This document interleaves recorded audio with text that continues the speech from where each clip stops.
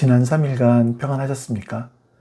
우리 오늘도 하나님 앞에 신앙 고백하심으로 예배 드리겠습니다. 먼저 우리 신앙 고백합니다. 전능하사 천지를 만드신 하나님 아버지를 내가 믿사오며 그 외아들 우리 주 예수 그리스도를 믿사오니 이는 성령으로 잉태하사 동정녀 마리아에게 나시고 본디오 빌라도에게 고난을 받으사 십자가에 못 박혀 죽으시고 장사한 지 사흘 만에 죽은 자 가운데서 다시 살아나시며 하늘에 오르사 전능하신 하나님 우편에 앉아 계시다가 저리로서 산자와 죽은 자를 심판하러 오시리라. 성령을 믿사오며 거룩한 공회와 성도가 서로 교통하는 것과 죄를 사하여 주시는 것과 몸이 다시 사는 것과 영원히 사는 것을 믿사옵나이다. 아멘.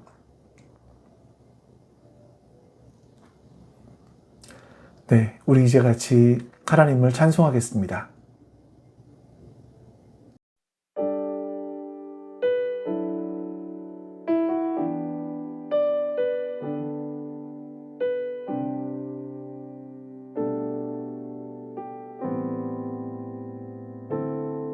당신은 시간을 뚫고 이 땅 가운데 오셨네. 우리 없는 하늘 원치 않아 우리 삶에 오셨네. 자신의 편안 버리고 우리에게 평안 주셨네. 가장 낮은 자의 모습으로 우리 삶에 오셨네.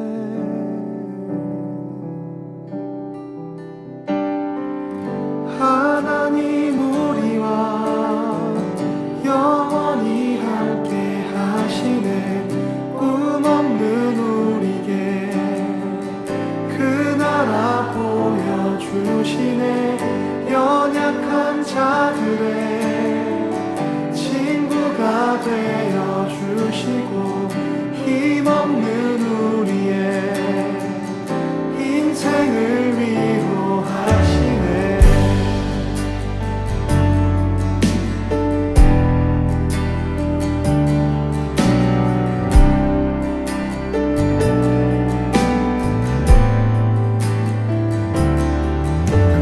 시간을 뚫고 땅 가운데 오셨네. 우리 없는 하늘 원치 않아 우리 삶에 오셨네. 자신의 편안 버리고 우리에게 평안 주셨네. 가장 낮은 자의 모습으로 우리 삶에 오셨네. 하나님 우리와 영원히 함께 하시네. 꿈 없는 우리의 그 나라 보여주시네.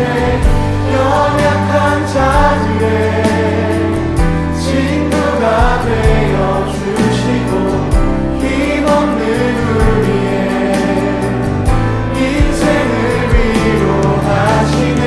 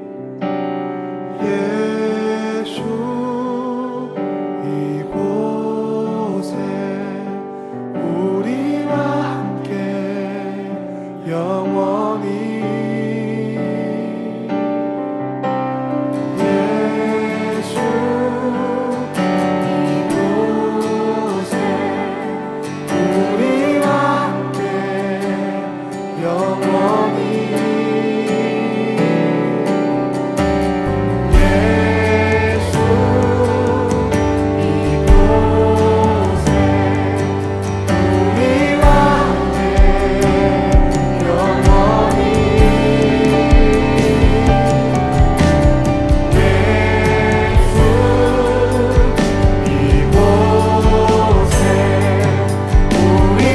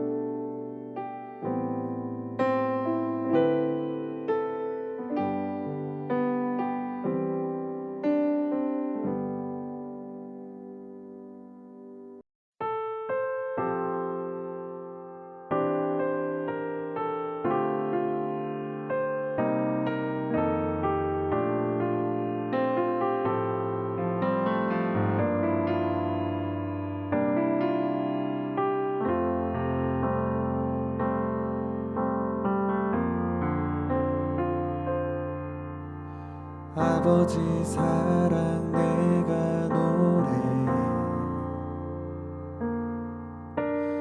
아버지 은혜 내가 노래해 그 사랑 변함없으신 거짓 없으신 성실하신 그 사랑 사강 갈 때 꺾지 않으시는 꺼져가는 등불 끄지 않는 그 사랑 변함없으신 거짓 없으신 성실하신 그 사랑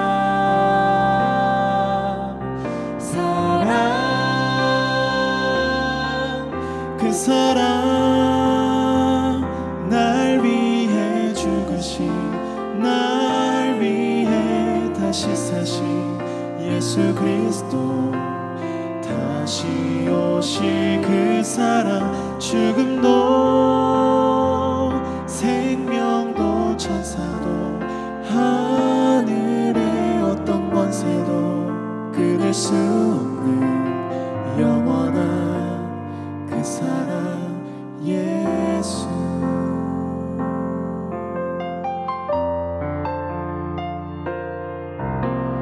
아버지 사랑 내가 노래해 아버지 은혜 내가 노래해 그 사랑 변함없으신 거짓 없으신 성실하신 그 사랑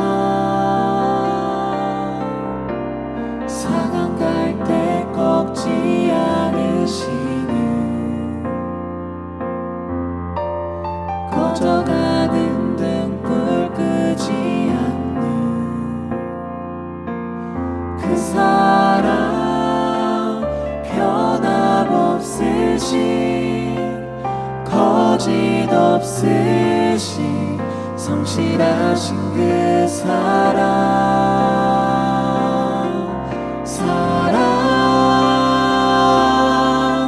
그 사랑 날 위해 죽으신 날 위해 다시 사신 예수 그리스도 다시 오실 그 사랑 죽음도 생명도 천사도 하늘의 어떤 권세도 끊을 수 없는 영원한 그 사랑 예수 그 사랑 날 위해 죽으신 날 위해 다시 사신 예수 그리스도 다시 오실 그 사랑 죽음도 생명도 천사도 하늘의 어떤 권세도 끊을 수 없는 영원한 그 사랑 예수 그 사랑 날 위해 죽으신 날 위해 다시 사신 예수 그리스도 다시 오실 그 사랑 죽음도 생명도 천사도 하늘의 어떤 권세도 끊을 수 없는 영원한 그 사랑 예수 영원한 그 사랑 예수 영원한 그 사랑 예수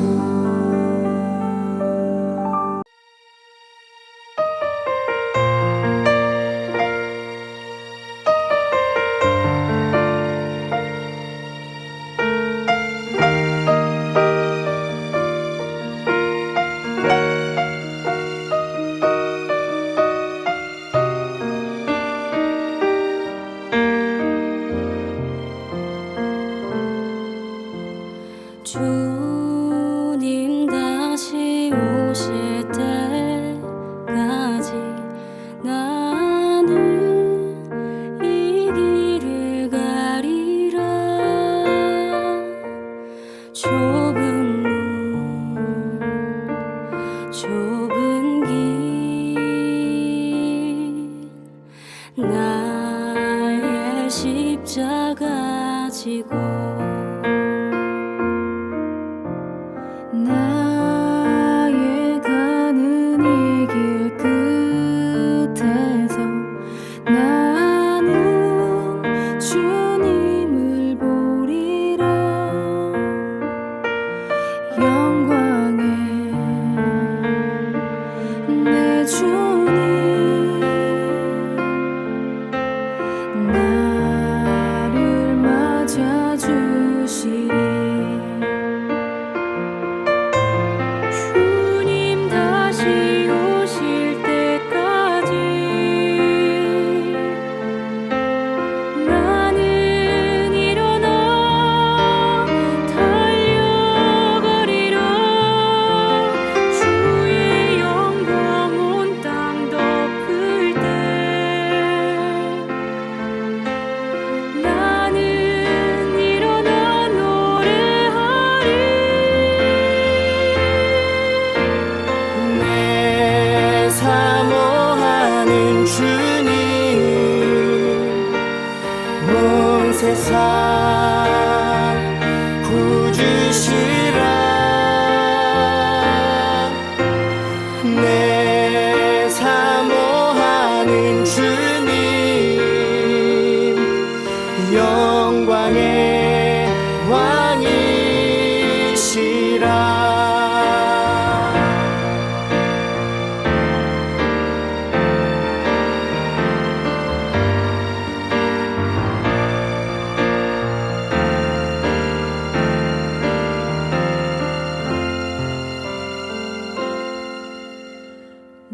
나의 가는 이 길 끝에서 나는 주님을 보리라.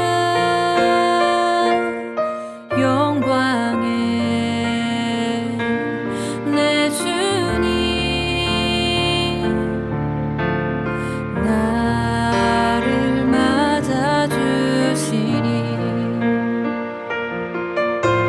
주님 다시 오실 때까지 나는 일어나 달려가리라. 주의 영광 온 땅 덮을 때 나는 일어나 노래하리. 내 사모하는 주님 온 세상 구주시라. 내 사모하는 주님 영광의 왕이시라. 이제 오늘 예배를 위해서 하나님 앞에 우리 같이 기도합니다. 옆에 기도 제목을 참조하셔서 같이 기도하겠습니다. 내 사랑이 내 백성을 보기 못하니 내 모든 것 내어주고 나 그들을 얻으리라. 여호와께 돌아가자. 우린 돌아서도 그는 변치 않네. 여호와께 돌아가자. 우린 넘어져도 그 사랑 영원하네.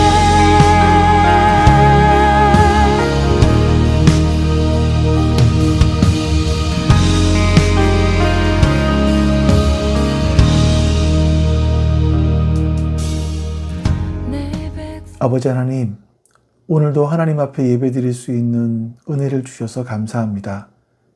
하나님, 말씀이 우리 안에 살아 역사할 수 있도록 그 말씀 앞에 우리가 굴복하게 해 주시옵소서. 말씀이 나를 변화시켜 갈 수 있도록 그 말씀 앞에 내가 무릎 꿇게 하여 주시옵소서. 하나님, 그래서 그 말씀이 나를 변화시켜 가고 하나님의 사람으로 세워가는 것을 우리가 경험하게 해 주시옵소서. 오늘도 예배 가운데 이렇게 하나님의 사람으로 변화되어가는 한 걸음이 있기를 소망합니다. 감사드리며 우리 주 예수 그리스도의 이름으로 기도하옵나이다. 아멘. 네, 우리 이제 같이 하나님 말씀 봅니다. 누가복음 16장 19절에서 31절까지입니다. 누가복음 16장 19절에서 31절입니다. 어떤 부자가 있었는데 그는 자색 옷과 고운 베옷을 입고 날마다 즐겁고 호화롭게 살았다. 그런데 그 대문 앞에는 나사로라 하는 거지 하나가 헌데투성이 몸으로 누워서 그 부자의 상에서 떨어지는 부스러기로 배를 채우려고 하였다. 개들까지도 와서 그의 헌데를 핥았다. 그러다가 그 거지는 죽어서 천사에게 이끌려가서 아브라함의 품에 안기었고 그 부자도 죽어서 묻히었다. 부자가 지옥에서 고통을 당하다가 눈을 들어서 보니 멀리 아브라함이 보이고 그의 품에 나사로가 있었다. 그래서 그가 소리를 질러 말하기를 아브라함 조상님, 나를 불쌍히 여겨주십시오. 나사로를 보내서 그 손가락 끝에 물을 찍어서 내 혀를 시원하게 하도록 하여 주십시오. 나는 이 불 속에서 몹시 고통을 당하고 있습니다. 하였다. 그러나 아브라함이 말하였다. 얘야, 되돌아보아라. 내가 살아있을 동안에 너는 온갖 호사를 다 누렸지만 나사로는 온갖 괴로움을 다 겪었다. 그래서 그는 지금 여기서 위로를 받고 너는 고통을 받는다. 그뿐만 아니라 우리와 너희 사이에는 큰 구렁텅이가 가로놓여 있어서 여기에서 너희에게로 건너가고자 해도 갈 수 없고 거기에서 우리에게로 건너올 수도 없다. 부자가 말하였다. 조상님, 소원입니다. 그를 내 아버지 집으로 보내주십시오. 나는 형제가 5이나 있습니다. 제발 나사로가 가서 그들에게 경고하여 그들만은 고통받는 이곳에 오지 않게 하여 주십시오. 그러나 아브라함이 말하였다. 그들에게는 모세와 예언자들이 있으니 그들의 말을 들어야 한다. 부자는 대답하였다. 아닙니다. 아브라함 조상님, 죽은 사람들 가운데서 누가 살아나서 그들에게로 가야만 그들이 회개할 것입니다. 아브라함이 그에게 대답하였다. 그들이 모세와 예언자들의 말을 듣지 않는다면 죽은 사람들 가운데서 누가 살아난다고 해도 그들은 믿지 않을 것이다. 아멘. 우리가 이제 보통 드라마, 영화들을 보면 악당이 나오잖아요. 근데 이제 악당은 딱 누가 악당인지가 잘 보여집니다. 외모부터 시작해서 악당, 저 사람은 악당 같다. 이런 게 보여지기도 하고요. 또 그들이 하는 일들을 보면요. 사람을 때리거나 사기를 치거나 남의 것을 힘으로 빼앗거나 누가 봐도 야, 저놈 악당이네. 나는 그런 말을 할 수 있을 정도의 사람이 되겠죠. 자, 그런데 여러분, 오늘 우리가 읽은 본문에 악당이 한 명 나오죠. 이제 그 사람은 부자로 기록되어 있습니다. 근데 여러분, 이 부자를 가만히 살펴보시면 이 사람은 우리가 일반적으로 알고 있는 악당과는 좀 많이 차이가 납니다. 성경 어디를 봐도 이 사람이 도둑질을 했다거나 깡패를 동원해서 누구를 때렸다거나 하는 기록은 없습니다. 불법으로 돈을 모았다라는 얘기도 없습니다. 그냥 그는 돈이 많았죠. 그래서 백화점 명품관에 가서 거기서 파는 제일 좋은 옷 이런 거 사 입었고요. 돈이 많으니까 자기 집에서 매일 맛있는 음식을 차려놓고 친구들과 파티를 즐겼습니다. 이런 것들은 이 자본주의 사회에서 내 돈 내산, 내 돈 주고 내가 산 거 가지고 내가 즐기는데 누가 뭐라고 할 수 있겠습니까? 아니, 이렇지 않나요? 솔직히 말해서 이런 삶이 우리가 꿈꾸는 삶 아니겠습니까? 나도 로또 한 번 돼서 저 부자처럼 근사한 삶을 살아봤으면 좋겠다. 솔직히 우리의 마음속에 있는 어떤 로망과도 같은 것이 아닌가 하는 생각이 듭니다. 그런데 성경은요, 이 부자의 결말은 지옥이었다라고 단호하게 말씀을 합니다. 도대체 왜 그랬을까요? 남한테 해코지도 안 하고 조용히 자기 인생을 자기가 즐겼습니다.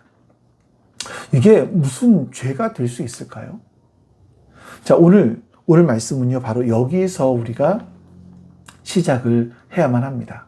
나는 남한테 피해를 안 줬고 그냥 내 인생을 내가 열심히 살았을 뿐인데, 이런 얘기죠. 우리가 입버릇처럼 하는 이 말이 하나님 보시기에는 위험할 수 있다. 위험한 변명처럼 들릴 수 있다. 이렇게 말씀하시는 거예요. 우리는 오늘 본문을 통해서 좀 우리의 뼈를 때리는 그런 말씀들을 확인해 보아야 될 것 같습니다. 자, 우리가 본문의 부자를 살펴보기 전에 먼저 그 유명한 심리학자의 실험 이야기를 하나 해드리려고 해요. 제가 이전에도 이 영상은 여러분들께 보여드렸던 건데 1999년 하버드에서 진행한 보이지 않는 고릴라 실험입니다. 자, 사진에서 보시고 있는데 내용은 간단합니다. 사람들이 농구 영상을 이제 보여주는데 미션을 하나 주는 거예요. 자, 흰 옷을 입은 팀이 패스를 몇 번 하는지 정확하게 세어보십시오. 이렇게 그 미션을 줍니다. 그러니까 사람들은 눈에 불을 켜고 공을 몇 번 패스하는지 이것만 찾아봐요. 하나, 둘, 셋. 그리고 영상이 끝나고 사람들이 그 연구자가 묻습니다. 자, 패스를 몇 번 했습니까? 사람들은 자신 있게 몇 번 했다. 정답을 맞췄습니다. 자, 그리고 나서 이 연구자가 또 한 번의 질문을 하죠. 혹시 중간에 고릴라 본 사람이 있으세요? 사람들의 일부는 굉장히 황당해합니다. 아니, 농구장에 웬 고릴라예요? 라고 의문을 제기하죠. 그때 다시 영상을 틀어주자 고릴라 탈을 쓴 사람이 무대 중앙으로 걸어 나와서 막 가슴을 두드리고 지나갑니다.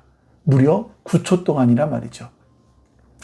9초 동안이나 고릴라는 그 농구장 한복판에 있었습니다. 근데 놀랍게도요, 실험 참가자의 절반 정도가 이 고릴라를 보지 못했다라는 거예요.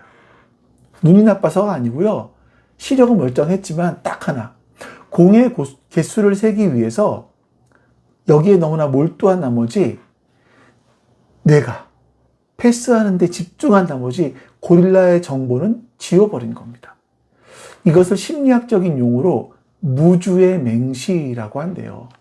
관심이 없으면 눈앞에 있어도 보이지 않는다. 이런 뜻입니다. 자, 오늘 예수님이 고발하려고 하는 이 부자의 병명이 바로 영적인 무주의 맹시입니다. 내 성공이라는 공, 자식 농사라는 공, 노후 자금이라는 공, 이 숫자, 이 공의 개수를 세느라 바로 옆에 있는 이웃을 보지 못하고 있는 바로 이 병입니다. 율법의 가장 중요한 핵심이 뭐냐라고 율법학자들이 물어봤을 때 예수님은 첫 번째, 하나님 사랑이고 두 번째, 이웃 사랑이다 라고 말씀하시죠. 그러니까 이 부자는 하나님의 말씀을 일부러 자기의 인생의 숫자, 인생의 공의 숫자를 세기 위해서 이 가난한 사람들을 바라봐야 되는 하나님의 말씀을 무시하는 그런 삶을 살았던 겁니다. 자, 여러분, 우리가 이 부자의 이야기를 한 번 더 살펴보기 위해서 19절 말씀을 좀 더 보도록 하겠습니다. 어떤 부자가 있었는데 그는 자색 옷과 고운 베옷을 입고 날마다 즐겁고 호화롭게 살았다. 이 자색 옷이라는 게요, 옛날에 왕 또는 대제사장 이런 사람들만 입을 수 있었던 굉장히 비싼 옷, 금보다 더 비싼 옷이었다고 합니다. 고운 베옷이라고 하는 건 최고급 수입 속옷이에요. 그러니까 지금으로 말하면 이 사람은요, 명품 중에 명품이었던 겉옷, 그리고 명품 중에 명품인 속옷을 입고 있는 사람. 그러니까 명품으로 몸을 휘감은 사람이겠죠. 매일이 파티였고 그의 인생은 굉장히 화려했습니다. 자, 그런데 예수님은 이 부자에 대해서 한번 말씀하신 이후에 시선을 대문 밖으로 돌리십니다. 여기는 아주 기가 막힌 대조가 나옵니다. 이 대문 밖에는요, 나사로라는 사람이 누워 있었습니다. 이 말씀은 좀 개정개혁 성경으로 볼게요. 그런데 나사로라 이름하는 한 거지가 헌데투성이로 그의 대문 앞에 버려진 채. 성경은 이 사람이 버려졌다라고 말씀하죠. 이 버려졌다라는 이 표현이 제 발로 걸어왔다라는 게 아니라 누군가 업어다가 툭 던져놓고 갔다. 뭐 이런 의미가 이 말씀 속에는 포함되어 있습니다. 여기서 여러분, 대문이라는 단어가 중요해요. 그러니까 원어를 보시면 뭐 개구멍이나 조그만 문 이런 것이 아니라 궁전 입구 같이 거대한 문을 말합니다. 그러니까 이 부자는요, 여러분 우리나라 사극 같은 데 보면 큰 마차가 지나다니는 문이 있지 않습니까? 자신의 마차를 타고 이 문을 날마다 드나들었다라는 그런 얘기입니다. 나가는 길에 들어오는 길에 나사로를 못 볼 수가 없었을 거예요. 이 사람의 냄새, 뭐 신음소리 이런 것들이 이 부자의 오감을 자극했을 겁니다. 근데 이 부자의 죄가 뭡니까? 성경은요, 성경을 아무리 봐도 뭐 이 부자가 나사로를 발로 찼다거나 뭐 밥그릇을 엎었다거나 하는 기록은 없습니다. 더러우니까 저리 치워! 욕하지도 않았습니다. 그는요, 나사로를 때리지도 않고 쫓아내지도 않았는데 아마 세상 법정에서는 이런 경우 무죄라고 이야기하겠죠? 자기 돈으로 자기 인생을 즐기는 거, 이게 뭐가 죄겠습니까? 그는 나름대로 쿨하게 그냥 나사로를 내버려 둔 거예요. 하지만 예수님은 단호하십니다. 그것이 죄라고 말씀하시는 거예요. 적극적으로 괴롭힌 것만이 죄가 아니라 마땅히 돌보아야 될 사람들, 성경에서 말씀하고 있는, 율법에서 말씀하고 있는 그 마땅히 돌보아야 될 사람들을 투명인간 취급하는 것. 이 보여야 할 사람이 보이지 않는 것. 내 대문 턱 밑에서 사람이 죽어가는데 나는 지금 오늘 저녁에 어떤 메뉴를 가지고 파티를 할까, 이거를 고민하는 것.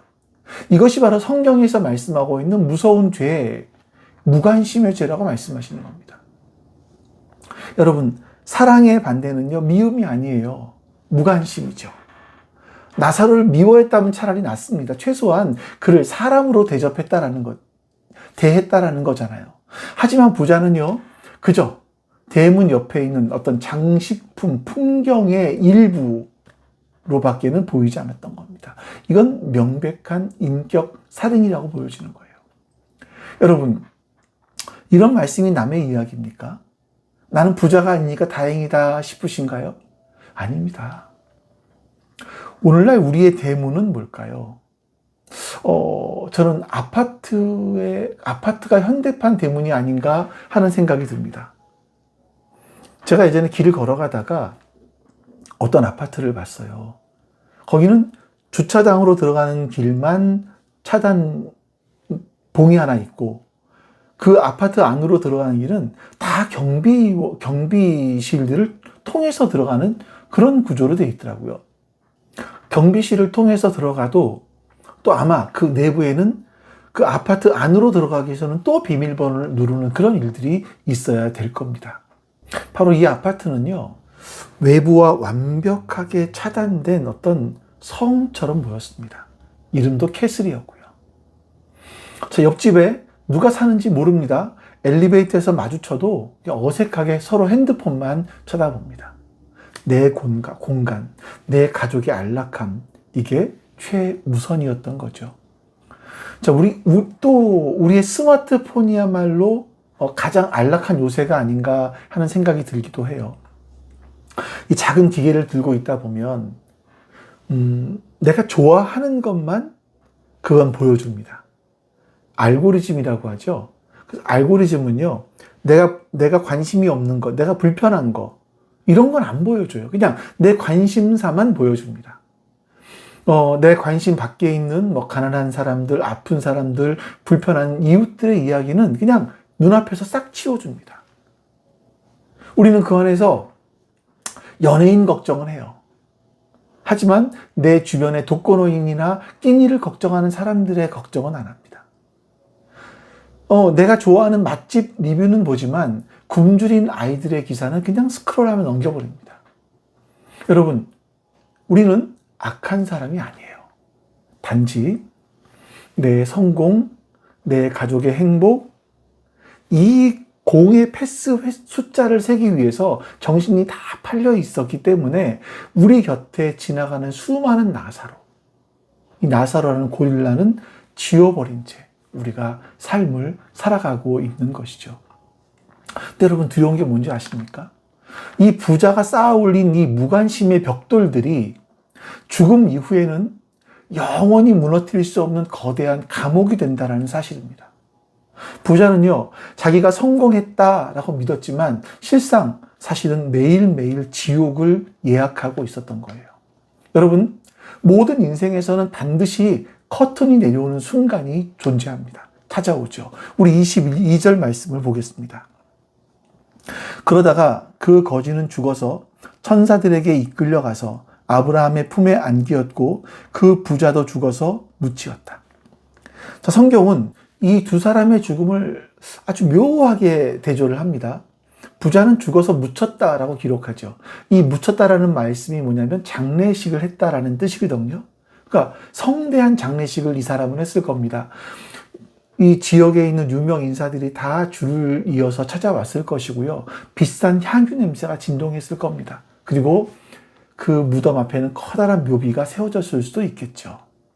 반대로 나사로는 장사 지냈다, 묻혔다라는 기록이 없습니다. 그냥 이 사람은 그 당시에 보통 행해졌던 것처럼 거적대기에 말려서 쓰레기장이나 다름없는 어떤 구덩이에 던져졌을 겁니다. 죽는 순간까지 세상은요, 부자를 우대하고 나사로를 버렸습니다. 근데 눈이 감기는 순간, 그 순간 눈을 감았다 뜨는 그 순간 상상도 못할 대반전이 벌어졌습니다. 육신의 눈을 감고 영혼의 눈을 떴을 때 이 부자가 마주한 현실은 충격 그 자체였습니다.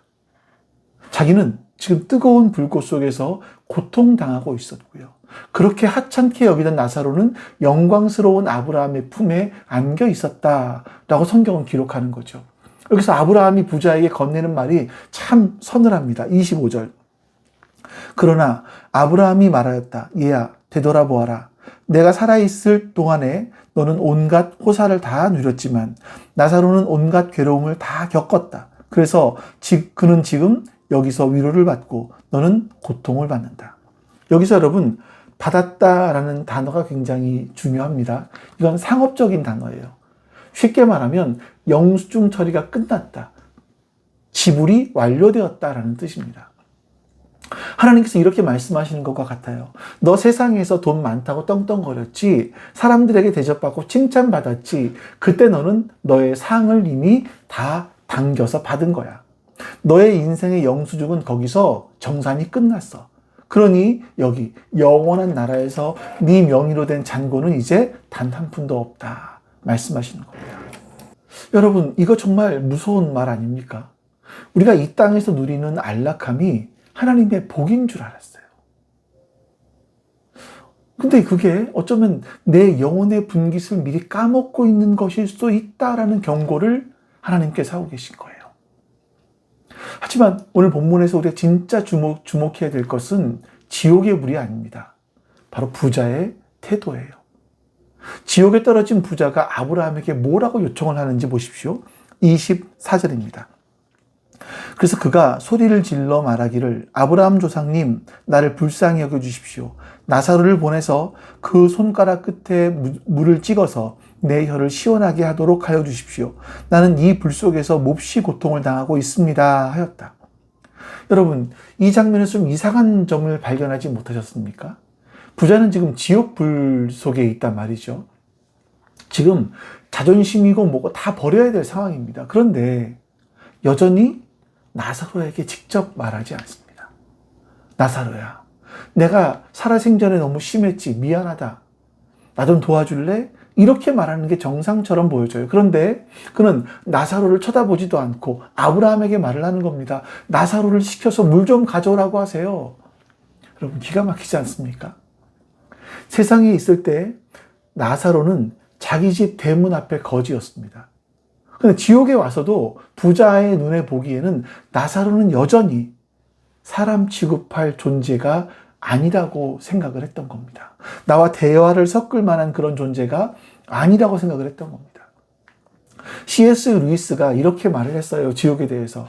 지옥은 하나님이 억지로 가두는 곳이 아니라 인간이 안에서 문을 걸어 잠근 상태다. 이렇게 말했습니다. 여러분 보십시오. 이 부자는요, 고통스러운데 회개하지 않아요. 하나님 찾지 않습니다. 그는 여전히 자기가 세상의 중심이에요. 내 목마름이 제일 중요하고 나사로는 그냥 내 갈증을 해결해주는 도구에 불과한 겁니다. 지옥 불조차 그 지독한 교만과 자기중심성, 이게 죄잖아요. 자기중심성이 이 자기중심성을 태워버리지 못하는 거예요. 지옥이라는 건 어디냐면 지옥의 본질은요, 하나님이 없는 삶이고 이웃을 도구로만 보는 삶, 이 삶의 방식이 영원히 굳어져 버린 상태인 겁니다. 그래서 영원히 자기 자신에게만 몰입하는 겁니다. 그 자기를 갉아먹고 있는 상태. 바로 이게 지옥이었던 겁니다.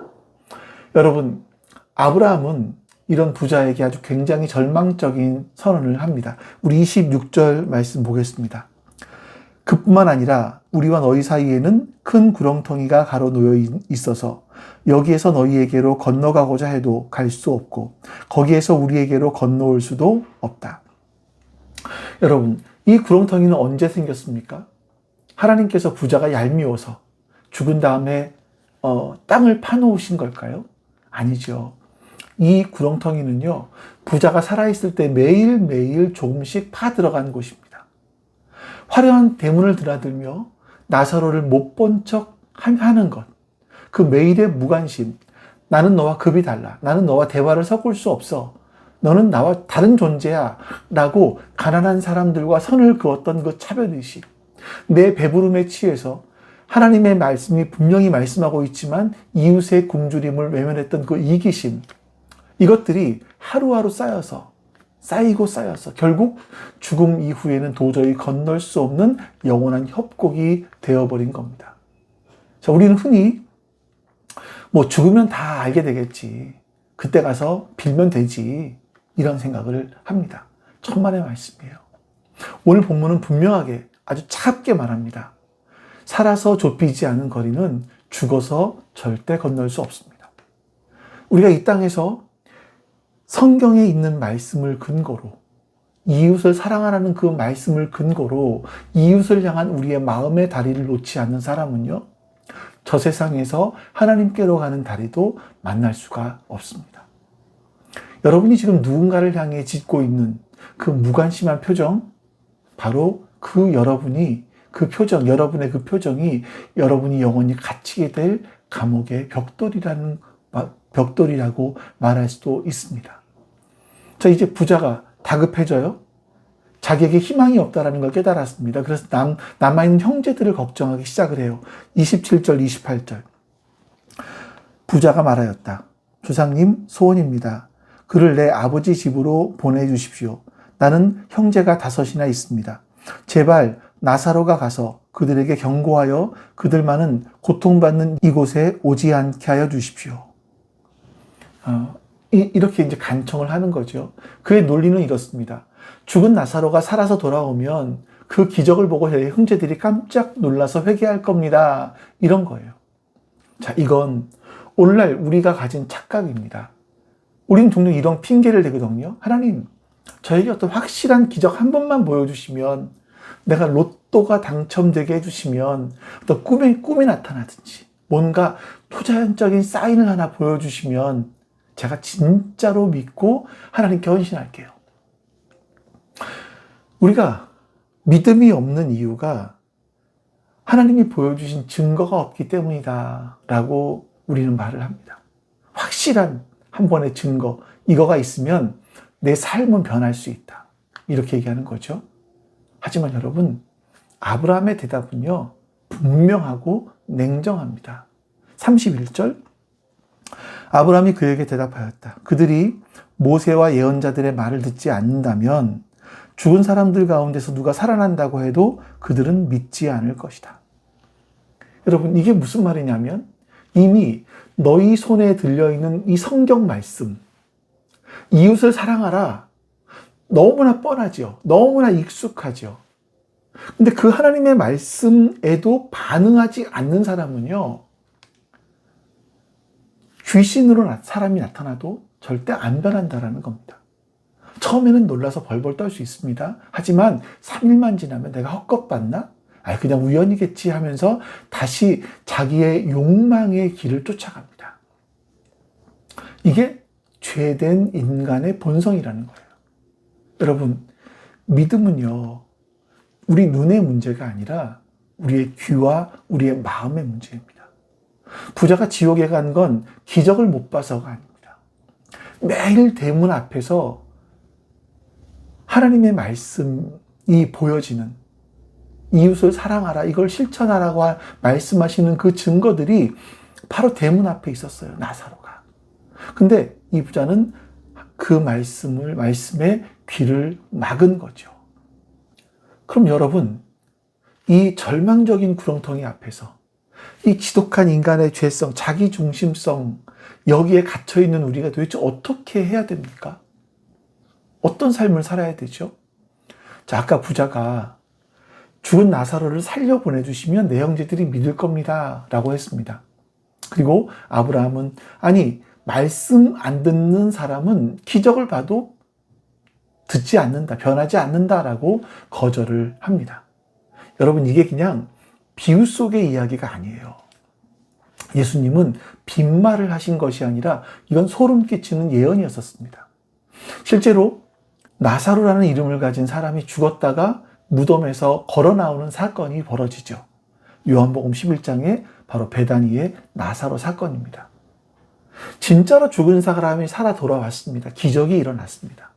그러면 그 기적을 본 대제사장, 바리새파 사람들, 이런 사람들이 회개하고 하나님께로 돌아왔을까요?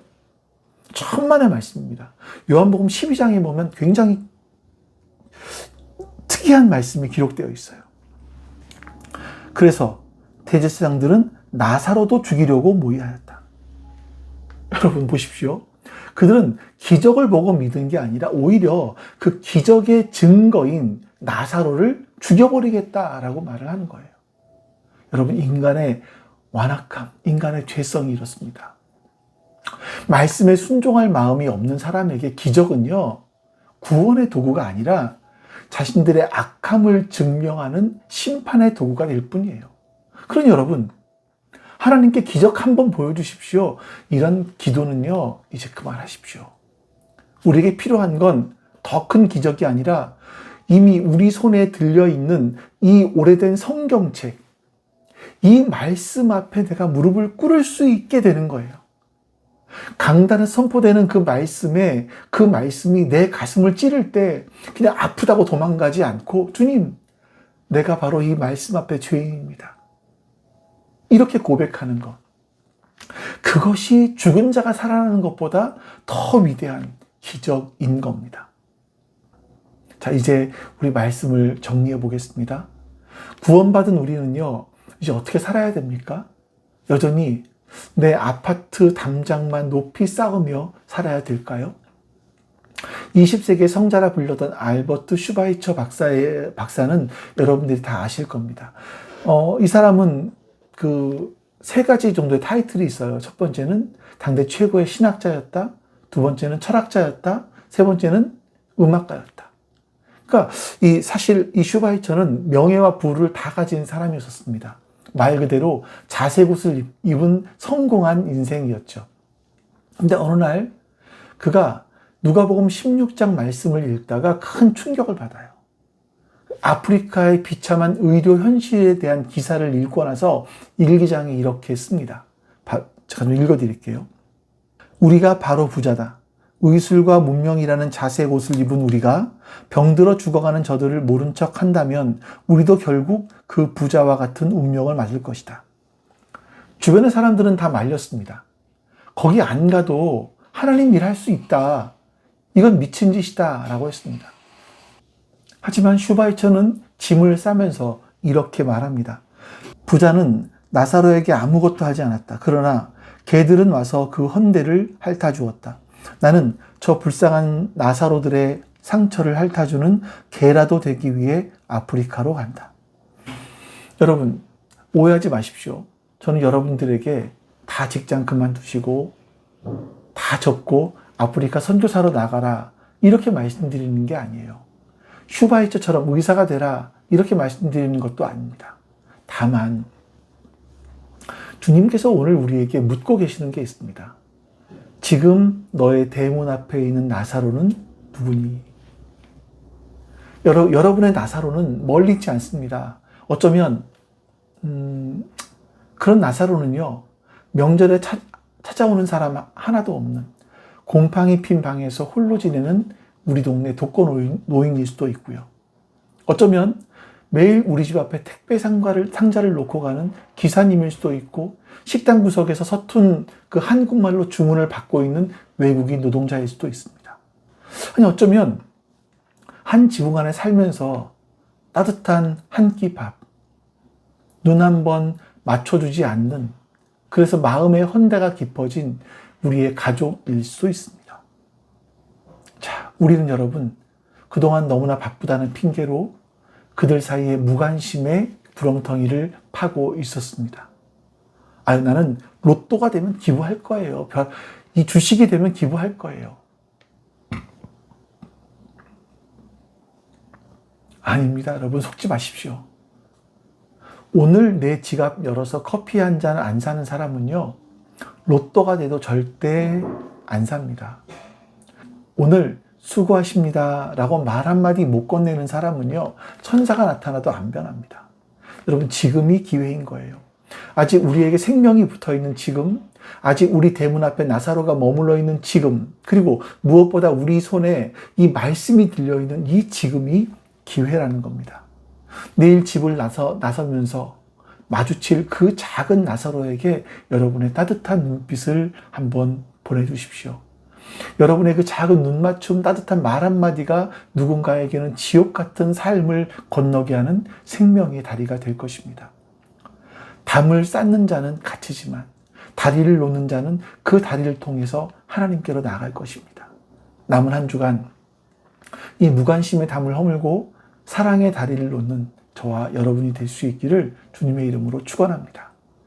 우리 시간도 주님께서 가르친 기도에 맞춰서 오늘 말씀을 놓고 기도하겠습니다. 기도합니다.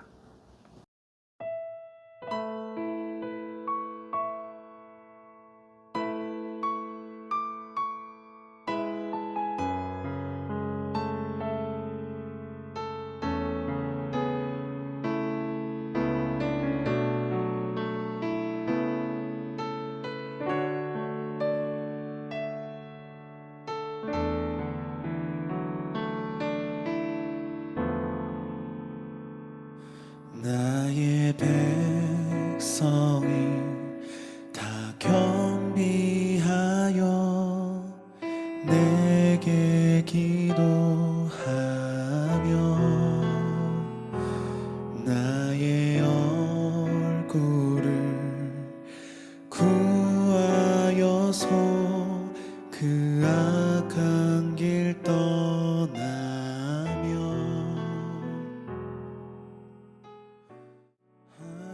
하늘에서 듣고 죄를 사하며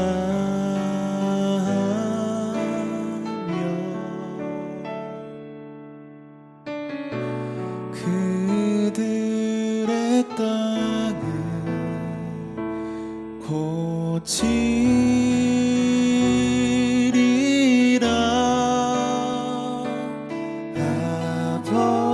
아버지여 고쳐주소서.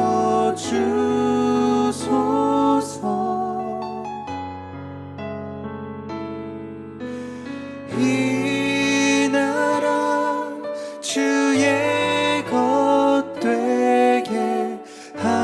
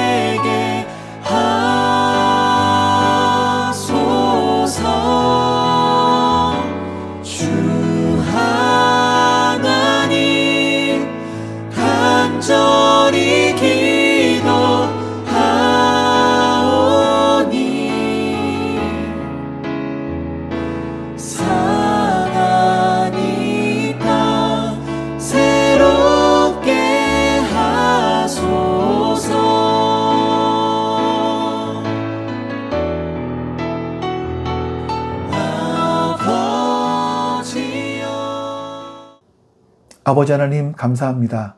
오늘도 우리에게 말씀을 주셔서 감사합니다. 나는 어떤 사람인가 한번 돌이켜보게 해주시옵소서. 나는 하나님의 말씀을 알고 있지만 그 말씀을 일부러 무시하고 살아가는 그런 사람이 아닌가.